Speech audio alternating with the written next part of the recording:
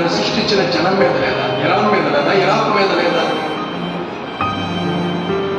అందరి మీద ఉంది. ఆయన పుట్టించిన జనాన్ని వాళ్ళందరూ ఎవరో కాదు. అణిగి మణిగి ఉండు, నీ బిడ్డలు నేను ఆశీర్వదిస్తానన్నాడే వాళ్ళ జనమే. ఎవరు ఏమన్నాడు? హాగర్ సంతానమే. ఇరాకు, ఇరాను, ఆ పక్కన ఉన్న పైటు కత్తలు అవన్నీ అయ్యే కదా.